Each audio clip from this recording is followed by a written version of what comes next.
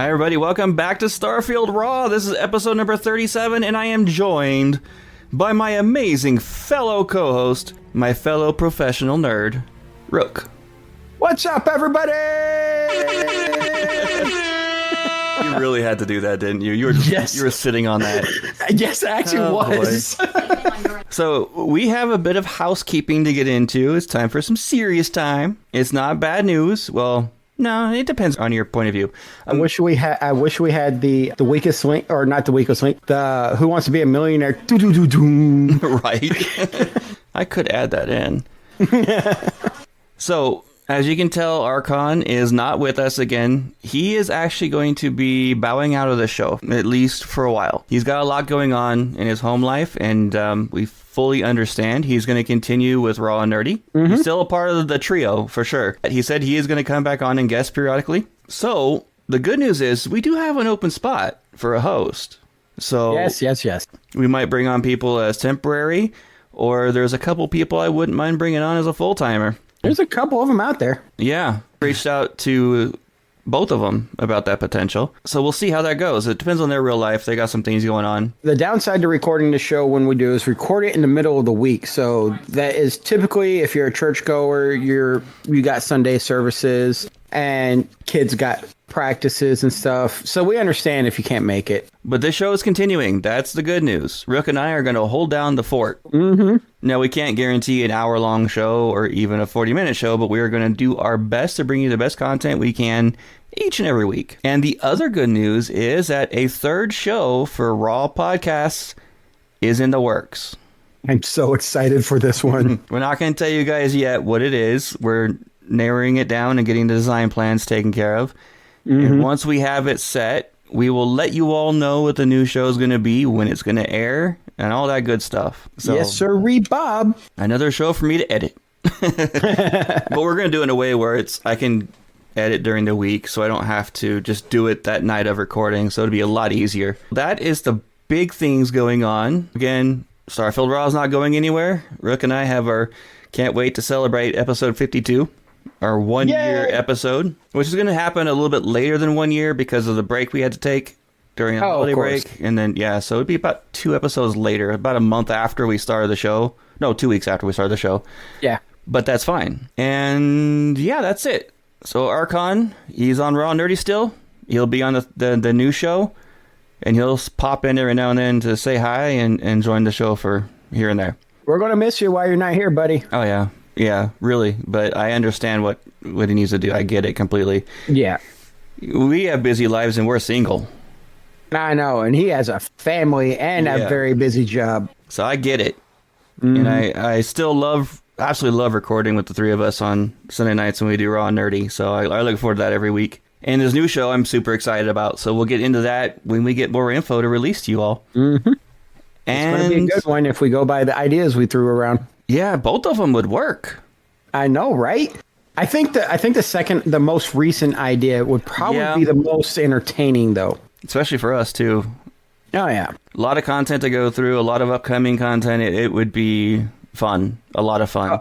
Especially because we could actually do it all three at the same time, too. Yeah, we could, because we could run the show while we're doing it. I don't know about that. That is really, really tough to edit. That is one of the ones where I would have to really crack down and actually start focusing on video recording, so that way I could actually post it to YouTube. Yeah, we gotta, there's something else we gotta talk about after the show regarding Raw, Nerdy, and YouTube. But anyway, let's get into the actual show, the meat and potatoes. So, Rook, you weren't really able to play this week, right? No, I have been on 12-hour days, and with an 80-minute round-trip commute, I'm looking at 13 and a half hours usually. So it's get home, eat, wind down for an hour, and go to bed. Okay, I think you're forgiven.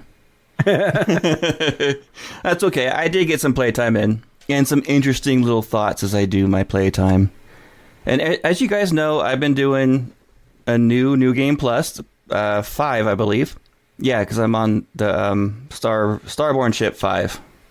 So that is a good indicator. And really? I went right into skipping the story, and I went and started the Great Power Run. And you guys who've done this a few times know what that is and how grinding it can be. The power run is rough, especially when you skip the story, because you do the first half of all the artifacts, do all the powers in one long spurt, then you go do the base, the hidden temple, and then you do all the rest. Mm-hmm. That's really all it is. You go talk to Constellation, they tell you where they're at, you go grab all the artifacts, which takes maybe 30, 40 minutes, an hour depending, and then it takes like 3 or 4 hours to get all the powers. It takes 20 minutes to do the temple, and another 4 hours to do.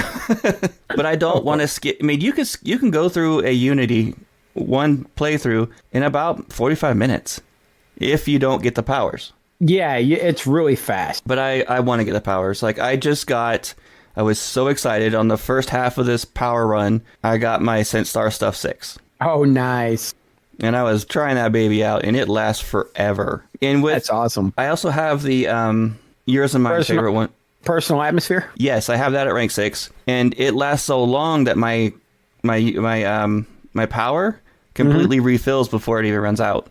So I can just spam it. Dude, if you're running around and exploring, you never have to empty your inventory. You don't. You can just keep going and going. I use it for the temple run, because you have to run 15 miles to get to the temple. Holy cow.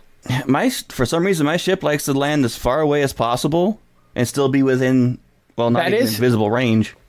That is something I've noticed. The bigger your ship to the 80 meter mark, the further you park away from places. I'm using the Starborn ship. I didn't even get a new ship on this run. I just grabbed the Starborn and just ran.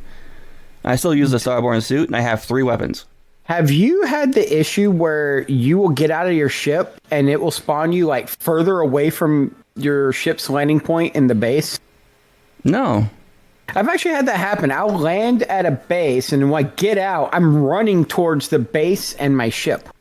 Oh, jeez. So, I guess Sarah got pissed off of you and kicked you right out of the ship when you were landing? No, You're going to walk, mister. No, I think I made Andromeda mad. Oh, it'd be Sam this time, though, right? Sam on a bounty hunter. Andromeda is one of the people I have on my newest Explorer.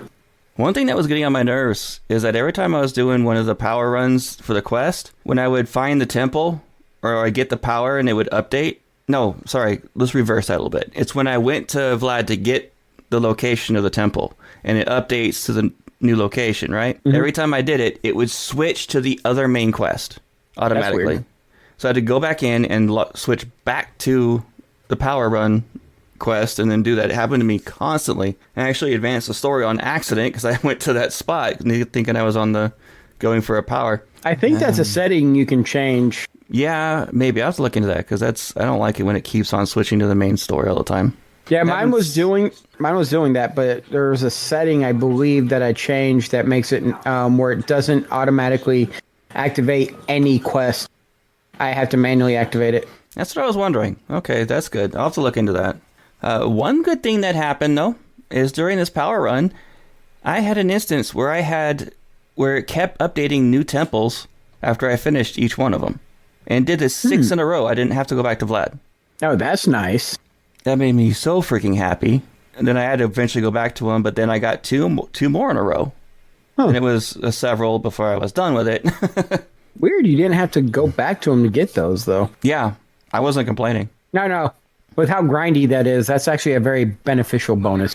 It is literally my least favorite part of this game. Having to do the power run. I dread it.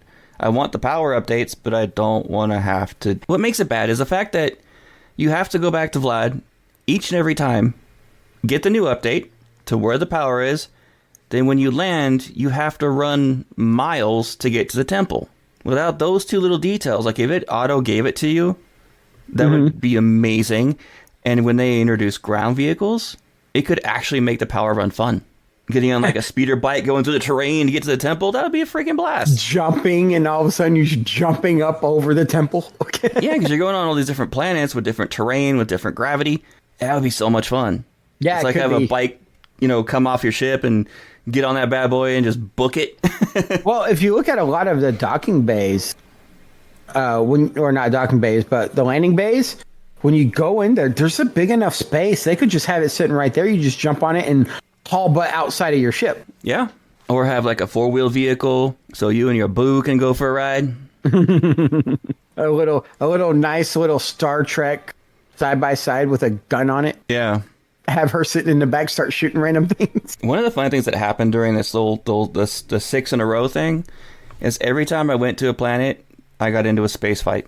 Every single time. Every single time. That's crazy. And I hadn't even had sucks that. when you're using a Starborn ship. Not the best ship in the world. And on very hard, no. And since that's all we play on these days, yeah.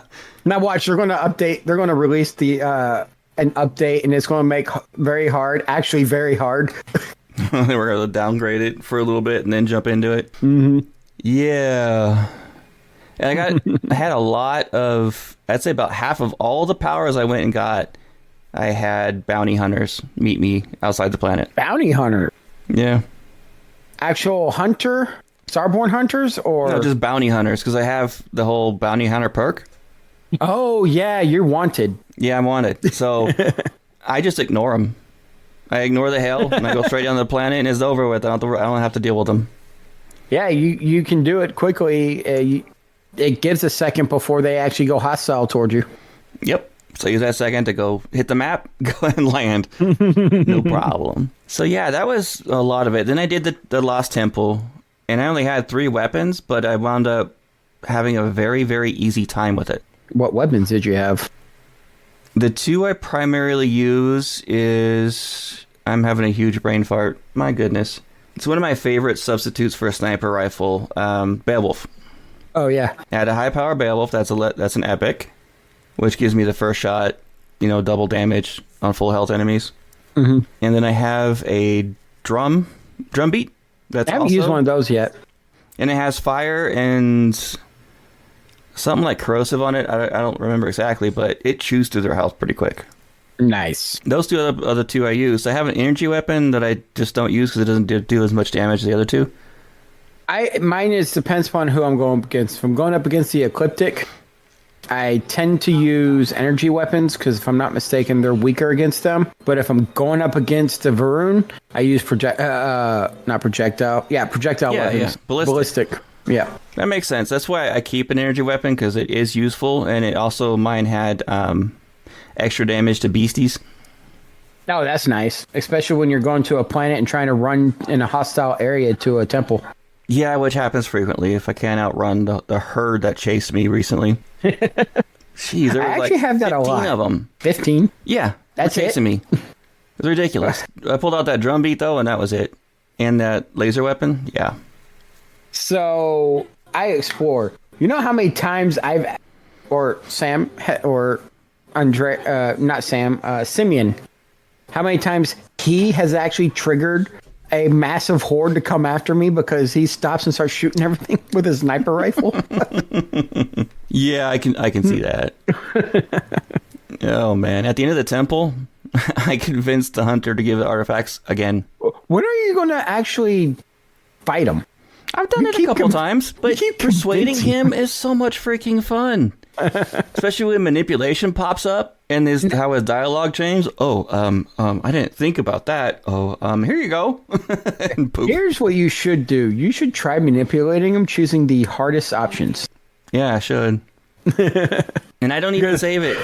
I just do it and go. If I fail, then I fail and I fight him. But that would be interesting to see what he says on the hardest difficulties. Because on the easy stuff, they don't really say too much out of the ordinary. That's true. I actually picked a +6 one today, and it worked. And then I hit manipulation. So it was boom. And I also realized something, because I had to constantly kill Starborn after every temple. That's the way it works. Yeah, and the most useless resource in the game is Quantum Essence. Why is that? No one ever uses it. It just increases your Starborn power a little bit. I've used it a couple of times because it does recharge your Starborn power faster at the early levels. But outside the early levels? I used it one single time in all my playthroughs, and that was to test it out for the show. It makes me wonder if they got a plan for that down the road. I hope so, because you don't get anything from Starborn other than that. Could you imagine if they took Quantum Essence and made it where you could actually modify your Starborn powers? That would be freaking cool. There's a winning idea. I was just thinking about that. I was like, some games you get all these essences and you can modify powers. Why not do that? Going to hunt Starborn. Make the hunter become the hunted. In a hurry. I know, right? That was pretty much it for my play. It was just that I'm on the second part of the power run, the last bit of grindy. And I'm going to jump into Unity, and I'm going to hope and pray I get a good one. You can do it. If not, I'm going to repeat the process. There's a couple things in the news that I wanted to bring up, and one of them is there's a player. Let me see if I can get his name. Jim Bob Roundpant. I think I would have wrote that down like a smart host. Glow162 on Reddit. And he created a way to basically steal a ship without ever getting a bounty or pissing off your crew. Ow. And it's very, very simple. You need a non-lethal weapon. You need a very powerful lethal weapon. Hard target. What you do with those two weapons Mag is you... shot. Yeah, that'll work too. You board a ship solo. You knock out the entire crew with non-lethal. Then you go around with your high-power lethal and execute them. Because they're unconscious, it doesn't count towards the bounty or pissing off your crew. That is evil. But you got to do it before they wake up. Yeah, you got to do it before they wake up, otherwise it'll be a fight and you'll get in trouble. But if you do it while they're asleep, no problem. So evil. He's an evil genius. I want to do it. I gotta try this now. My bounty hunter, I don't know if she'd do it. The moral conundrums of RP. Kaylin might do it if it's a pirate ship. That's fair. I'm wondering if you could actually do this with UC and Freestar ships and get away with it. And that's a tough one because as soon as you engage them, you get the bounty. That's true. That's true. Well, at least with this way, you could still do pirates and Varun and everybody else and still not worry about any kind of bounties or any kind of bad consequences with your crew members. But if he's talking about not getting a bounty, then he's found a way to get on board their ships. I'm wondering if for the bounty he's talking about, say, like the UC ships that come down and land every once in a while, and you go in there and the guy's fixing the ship or girl. I wonder if he's talking about ones like that where you can just knock him out and off him. Well, I'm wondering because if there are no witnesses, you don't get a bounty. So if you do board like a UC ship and all the rest are gone or dead or whatever, and you go in and you take out the crew like this, if it would eliminate the bounty. Oh, no. That's a good question. It is up for investigation. It is. That is on the to-do list. If I remembered to do it. Right. To-do list, somewhere around here. So there's been something that me and Rook both want to bring up for everybody, and we'll talk about this. You want to mention this? So there's a lot of speculation if you look online. A lot of people are talking about the reasons why Bethesda has been so quiet and why we don't have any kind of update in April so far. And a lot of people are wondering if they're doing something along the lines of what was it, 77? Cyberpunk 2077? No, Fallout 76. Yeah. One of those two games where Fallout they did 76. a complete...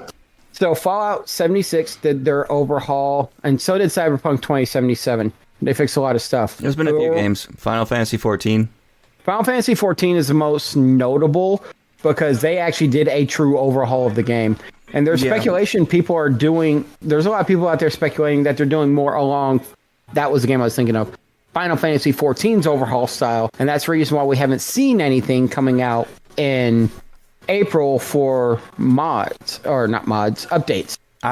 We've been talking about this a bit on the show. About this potential. I brought it up a few times.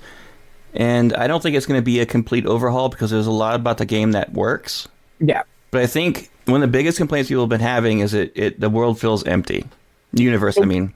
That I was going to say, because I've been to a couple of worlds that don't feel empty. When I was doing the power run on my own, I felt very alone. See, my problem is I feel the opposite because of all the abandoned bases that have pirates there. It feels too...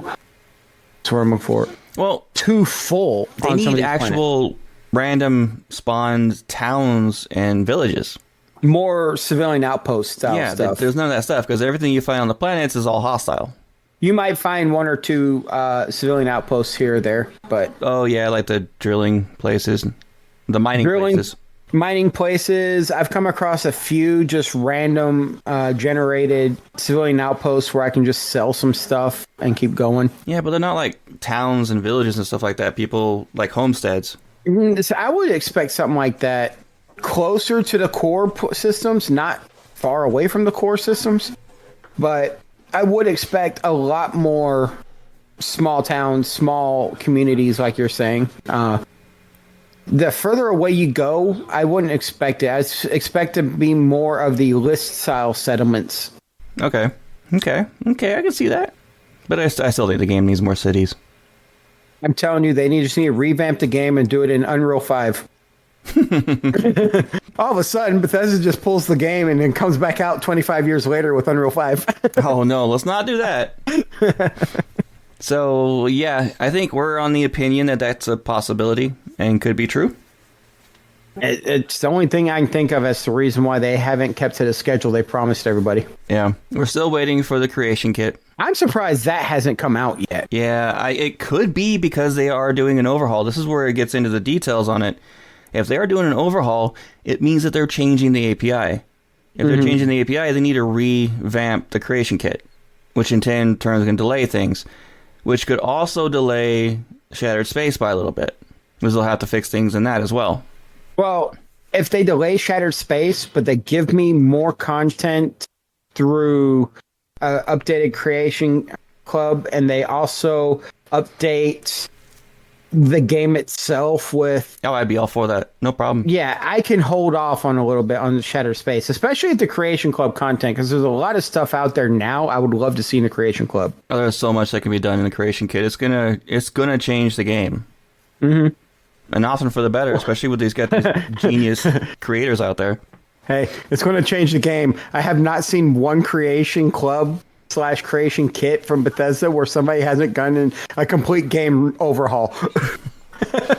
Skyrim has the most popular modding community out there because it's one of the easiest games to work with the API.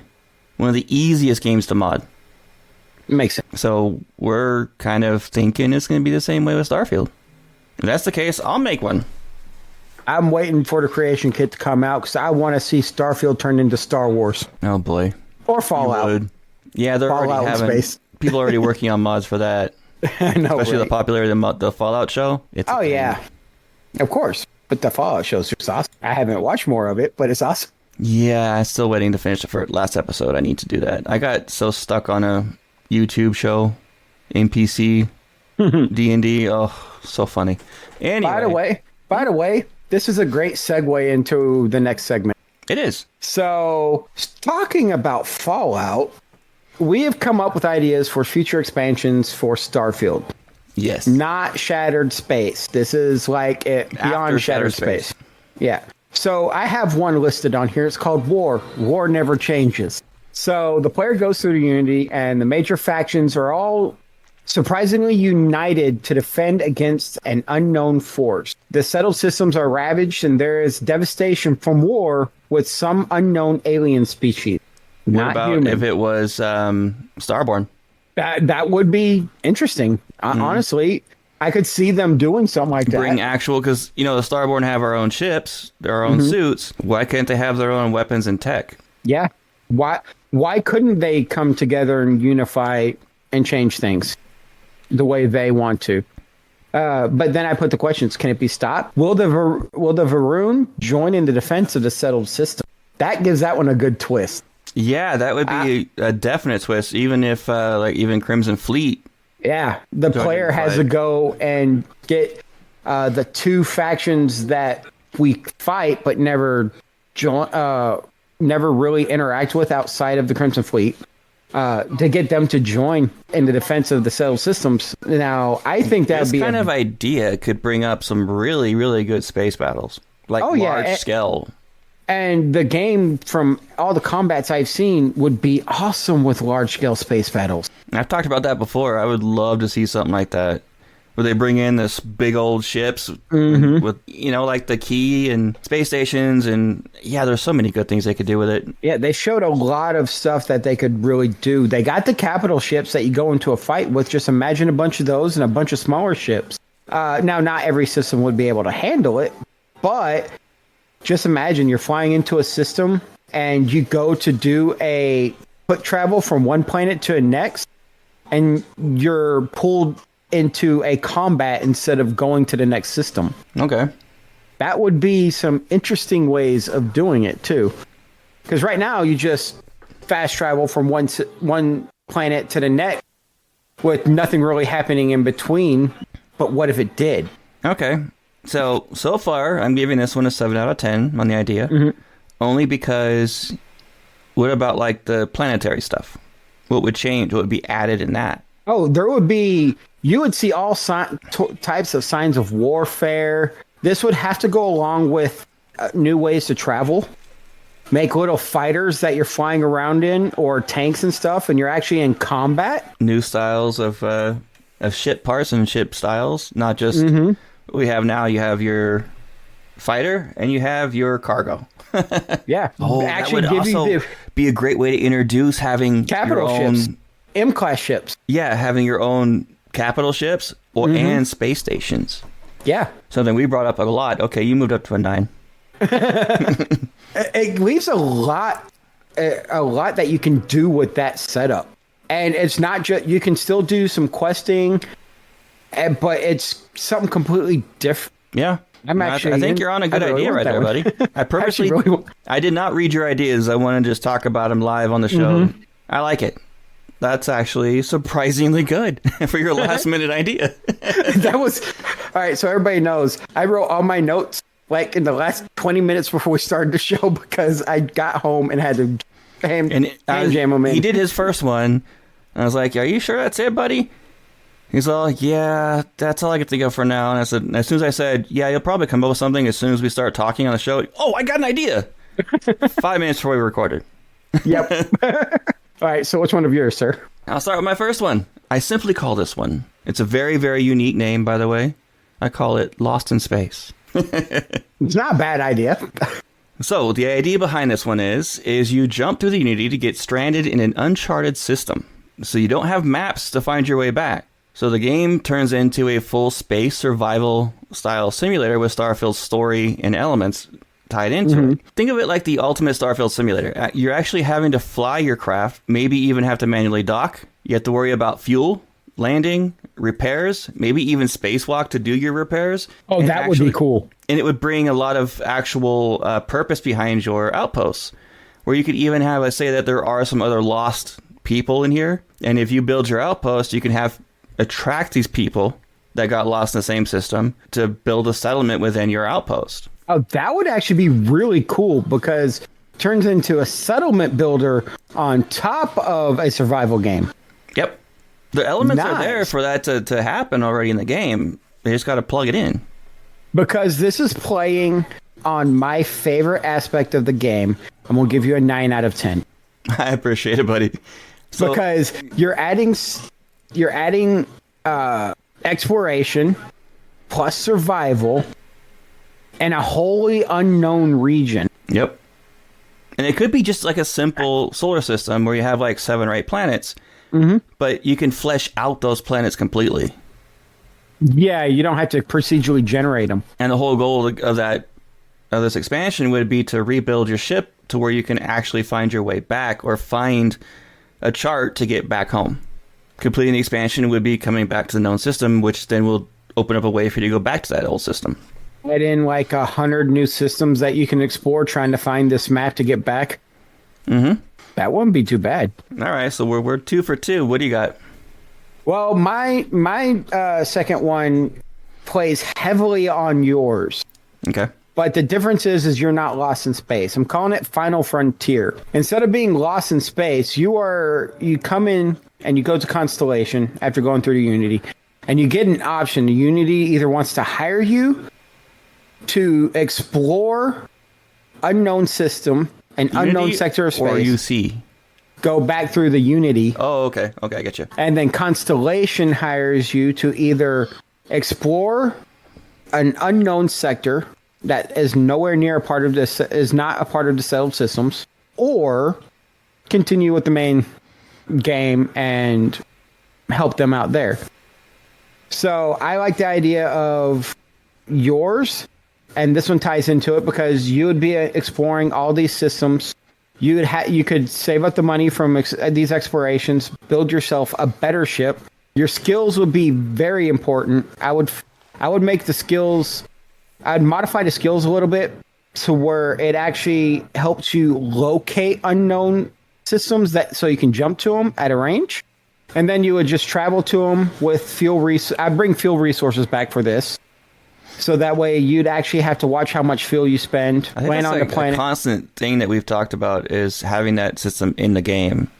It makes it, that's part of the reason I think exploration is too easy. You don't have to worry about that consequence of landing on a planet. Fully on board with them bringing that back in. Yeah, I was surprised when they said, no, we weren't going to do it because it was too difficult. And it's like, not really, because I can land on plenty of planets and find helium-3. I think most people, and I think most of our listeners would agree that the game's a little bit too arcadey at times. Yes, very much so. So, yeah, I can see this. I'm not a big fan of exploring like you are, but I would still enjoy this, especially if they added new quests and content for you to do it as well in the new system. Like, you find things that pop up these natural quests. Like, okay, I found these weird tracks. I should probably track this down and document it and see what it is because they look humanoid. And there'd be a way to add another species, a sentient species, for people to find. So it doesn't feel like all one-sided. You find another species, do first contact and all of that. It adds a Star Trek element to the game. It does. But so does your Lost in Space. Yeah. Mr. Voyager out there. Yeah. Of course, that might have entered my mind. Mm-hmm. We're both Trek fans, so of course. Bound to happen. Okay. I approve. I'd probably give that one about an 8. Okay. It needs to be fleshed out in some areas a little bit more, but the general concept is right on point. Yeah. I like it. Mine is... I didn't have a good name for this one. Sorry, not as unique. Back in Time. And the concept is that when you jump through the Unity, because we've seen in the game that you can go back in time. And when you're in the Lost Temple, you go through those breaks where you go back in time. But you go so far back, build before your time, to when the last war was occurring between the UC and the Freestar. Ooh. And you have to pick a side of either the UC or the Freestar to join forces with them, so you get a whole completely different ending and outcome, or have a way to be neutral. That would be interesting. Depending on your choice, determines what kind of goodies you'll get. For instance, if you join Freestar, you have the option to become a mech pilot. That would be cool. And join that front. If you go UC, you can join the Xeno Warfare and get control over beasties. Ooh, you get to join the two leaders that are disgraced in the story arcs. That would be cool. And get that whole play through, like to see that story play through. Even though we know the outcome, but you might be able to influence a different outcome in this universe. I gotta add on to that. Okay. What if you go back through the Unity? When you go through the Unity again, and you go back to the regular time, and those two people remember. And what you did actually influence, like if you go to the hall and you see, some of those events had changed based on what you did. Yeah. That would be freaking cool. Another thing I thought would be cool is if you could actually visit Londinian before it was destroyed. That would actually be really cool. Based on the story and the lore you find out about Londinian and everything that happened to it in the UC, going back before that is released by the UC, it actually would be really cool to see that. Yeah, that's what I was thinking, because there's some elements in the past that they talk about that would be really fascinating to see, and that this war in particular would be something I kept thinking, like, man, that would be so cool to be able to experience it and actually influence it. Yeah. And use the tools of war that they used during that fight. Mm-hmm. That would give you a lot more incentive to go back and try it again. Oh, yeah. What if... this is funny. What if you actually made it to where the Back in Time one actually has several different time periods that the Unity could send you back to that you're not aware of? Like how right now you got a 15% chance to get an alternate reality. What if you had, say, a 25% chance to get one of 4 different back in time things, and one sends you back to Earth before the magnetosphere gets destroyed? The only problem I can think of, I think that would be amazing to have, is the amount of time and effort would be to have to do that. Well, if we're talking about beyond Shattered Space, so if Shattered Space is as big a hit, they could, say, take a couple of our other ideas, work on those while you have a team developing this really epic back in time one. That's true. It would take a lot of effort, but I think Bethesda could pull it off. Oh, yeah. It might not be something we would see like fully fleshed out for another few years at least, but... I mean, look at what you see from Fallout 76 and their patches, from any of the Fallout patch. They're big, giant games within their own expansion. Yeah. So I could see them pulling something off like that. I think we have 4 really, really solid ideas. By the way, I'm going to give that one a 9 out of 10 as well. So, guys, we want to know what you guys think of these ideas. We have War Never Changes, Lost in Space, Final Frontier, and Back in Time. Let us know what you guys think of them in Discord or email, whatever you want to do. Yeah. We would like to hear what you have to say. And we have a couple... We asked this question. I didn't give people much time. I only asked a couple hours before we recorded. We really need to get out of that habit. Yeah, I need to. We both tend to do that a lot.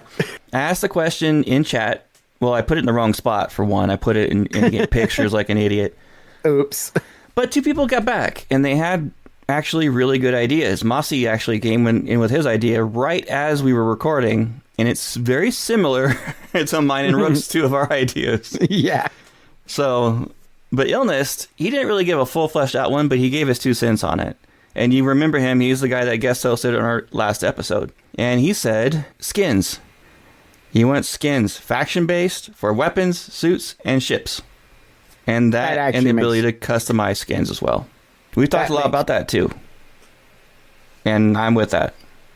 Yeah, that's probably, out of all the ideas we've had so far, that's probably going to be the easiest. I want the ability to not only skin your suits, but also, well, craft different suits would be awesome. Mm-hmm. And to change the color. I would love to change the bulkiness. Change the color scheme. Yeah, modify them. Mm-hmm. Me, I don't really care too much about how my character looks, but I know a lot of people do. Yeah. And if I can give Andrasia a pretty hot spacesuit, I'm going to. I just thought of WoW and what we put people in WoW, and you building a suit for that. Yeah. or Borderlands, when you have the choice to get what's her name, her armor. Which one? Skeeter's lady. Oh gosh, yes. In the DLC, Attack on Dragon Keep. Oh yeah, because I got her the Skimpy or the full outfit. Those of you who pick Skimpy are sick. I just wanted to see what it looked like. Right. Yeah, I did too. I had to do it. I think I played that expansion 4 or 5 times. So we're going to cut away back onto topic here and talk about my expansion ideas so I can get that picture out of my head. Yeah, go ahead, buddy. Knock it out. Mossy says he'd like to see a Frontier DLC focusing on list. It would have more building and hab stuff. Some Frontier justice in the form of a story based off of the Bounty Hunters Guild and the Trackers Alliance. Maybe detailing the difference between them. It could come with the ability to take prisoners and use those brigs, the most useless component on a ship. Maybe have a survival mode option. So his is more all about the outpost building and the settlement building. That could be more of a minor sub DLC. Yeah. Not an expansion, but a sub DLC. That would actually not be too difficult to implement something like that, really. And actually make the most useless hab on the ship useful. Yeah. I use it because it's for RP purposes, but you can't put people in it and stuff, and it's like, why not? So we want to hear your guys' ideas too. If you have good ideas, you can email us your ideas. If it's good, we'll bring it up on the show. Mm-hmm. Or you could go into content for the show under our Starfield category on Discord. Put that there. Even Starfield general chat's fine too. Just tag it as your idea for a DLC or expansion. We want to know. I think that's a great topic to really get into, especially with the first DLC looming in the not too far distance. Ish. Yeah, ish. So the last thing... Yeah. No, go. The last thing I want to bring up is Anna. Welcome to the fam. Yeah. She's one of our new people in the Discord. And they said, how many hours in game does everyone here have? They are sitting currently at 520 hours. And they continue to say, Starfield is probably my favorite video game of all time. Yeah. It's definitely in my top 5 for sure. Yeah, mine too. Obviously, I still play it a lot, and I love doing the show. I just haven't had time to play it, so that's the only reason why I haven't played it. Yeah, I get that, man. I mean, with the hours me and you put in, 445 and 453, yeah, so obviously close. We like the game. We were so close in hours, but we're nothing compared. Well, the average was around 400 hours plus. Yeah. For most everybody. Out of everybody, yeah. There's with 2 exceptions. One is Illness, who's a freak of nature, and put in over 900 hours. Venus put in 822 hours. Yeah, she's a friend. She's a friend with me on X, or not on Xbox app, so I snuck that in. She didn't say it because she's been really busy with stuff, but I snuck that in because 822 hours is it's excessive. In a good way. Venus, we miss you in the Discord. Yeah. Wishing you the best. Yep. But yeah, both of them are making us look like we got rookie numbers. I know. Which is funny because doubled us. which is funny because I was calling people at WonderCon rookie numbers because they were only in the hundreds. Right. Here comes Illness. Oh, 900 hours. No biggie. You guys are wimps. You guys are babies. I don't know what you're talking about. I got 900. All right. Well, we know a good game. The game has really good foundation. Has a few bugs still, but you can work around those. It's only the lack of communication from Bethesda that makes us worry at times. Yeah. So here's the skinny of it. Bethesda has an amazing track record for producing amazing content. And the few times where they have produced not the most stellar game, they have fixed it. Every time. Fallout 76. Yeah, great example. That game is a blast now. It was nearly unplayable in the beginning. Yeah. But they listened to everybody, and it was kind of like they didn't have any NPCs or quests or anything like that, and they just left it freeform. I get their idea what they were trying to accomplish, but it really wasn't something I would have picked as a good content idea, especially for Fallout. Not the way they did it. Right. But then they took it and they said, okay, we're listening to everybody, and they revamped it. Now you got NPCs, you got quests. The environment's a whole lot less toxic. You don't have people trying to kill you and take all your stuff every 10 seconds. I don't think I've ever got killed by a single player once when I played it for 80 hours. At the very beginning, I got killed by a player, and that's because I accidentally shot him while trying to kill something, and and almost killed him. So I was like, kill me. That's my fault. Take the bounty. Yeah, that makes sense.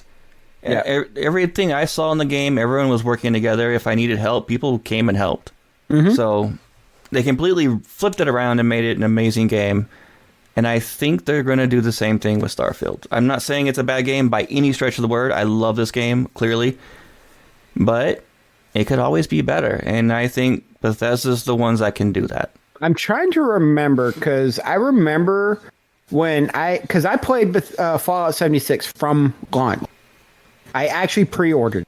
Yeah, I avoided it when I saw the early reviews.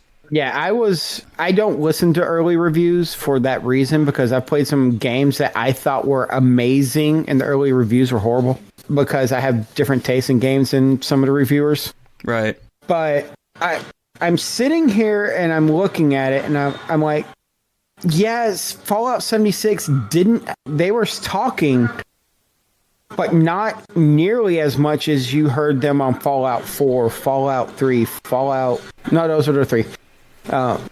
Or any of the Skyrims or Elder Scrolls games. Starfield's not much quieter than Fallout 76 was upon release from Bethesda. So they have to be focusing on creating something. I am personally excited for the future of this game. They have such an amazing foundation in this game that they can take it to the stars and beyond, you know? Oh, yeah, that would be amazing. They can turn this game completely around and have a bigger player base than they ever even started with. I'm telling you, what's going to happen is we're going to get a 200 gigabyte almost expansion, and they're just going to completely redo the engine. Oh, gee, I don't know if they'll redo the engine. That's a whole different... They need to hire an additional 100 programmers to pull that off. You never know, but yeah, I think that we're in for some amazing stuff. And what else was I going to say? I had a good train of thought, and I completely lost it. It happens. It does quite frequently with me. It's a problem with getting older. Yeah, you old man. Jeez, 45 already. Hey, anyway. I turned 40 in July, all right? Yeah, and we're going to do a special little birthday for you. I'm going to throw you over the hill. Hold on a second. Or throw you over a hill, one way or the other. My birthday is the day before we record. Nice. Oh, right. So, yeah. So we're excited for the future of this game, and we're going to be here every step of the way to talk to you guys about it and try to build up the community for this. So we still have a lot of faith in this game, and we're going to keep doing what we're doing. Even with our little hiccups with our save data. Yeah. Occasionally it hiccups and you have to reload a previous save. I'm back to level 92, so I'm within 10 levels now where I lost. I'm glad Archon got his main characters back. And you guys will hear from Archon again in this show, I assure you. And you can always hear him on Raw and Nerdy. He's there every week with us. And always. If you haven't heard Raw and Nerdy, I highly recommend it. We did a whole series on WonderCon that we just finished up last Sunday. A lot of good content there. We even had a long talk about Borderlands and different content for Borderlands as well in the last episode, which was a blast. That wasn't even planned. That just came out of the woodwork. Oh yeah, it was. We come up with show ideas all the time. Sometimes when we're doing the middle of the show. I know, right?